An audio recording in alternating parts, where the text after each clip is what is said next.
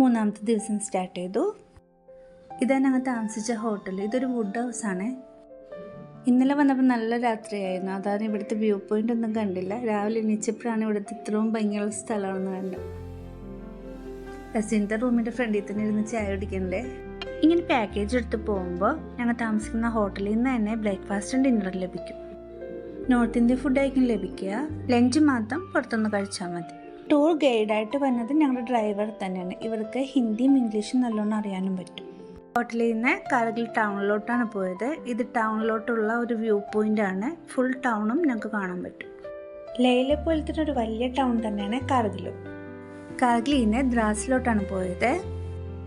ഈ ലഡാക്കിൽ കാർഗിൽ ദ്രാസ് റൂട്ടാണ് ഏറ്റവും ഭംഗി. പോണ വഴിയൊക്കെ ഈ ആപ്രിക്കോട്ടിൻ്റെ ഫാംസൊക്കെ കാണാം. ഫാംസൊക്കെ കഴിയുമ്പോൾ തന്നെ സ്നോ സ്റ്റാർട്ട് ചെയ്യും. ഇന്ത്യയിലെ ഏറ്റവും കൂടുതൽ തണുപ്പുള്ള സ്ഥലം ഇവിടെയാണ്. വിൻ്ററിൽ ഇവിടെ -45 ഡിഗ്രി ടെമ്പറേച്ചറിലോട്ടൊക്കെ ആകാറുണ്ട്. ശ്രീനഗറിൽ നിന്ന് വരുന്നവർ സൊജ്ല പാസ് കവർ ചെയ്ത് വരുന്നത് ഈ ഒരു ഏരിയയിലോട്ടാണ്. ഇത് ദ്രാസ് നദിയുടെ ഒരു റിവർ വ്യൂ പോയിന്റ് ആണ്. ശരിക്കും ഒരു ഐസ് ബ്ലൂ കളറാണ് ഇതിൻ്റെ വെള്ളത്തിന് വന്നത്. ഈ നദി തന്നെ കാർഗിൽ ടൗണിലെത്തുമ്പോൾ സുരു നദി എന്നുള്ള പേരിലോട്ട് മാറും.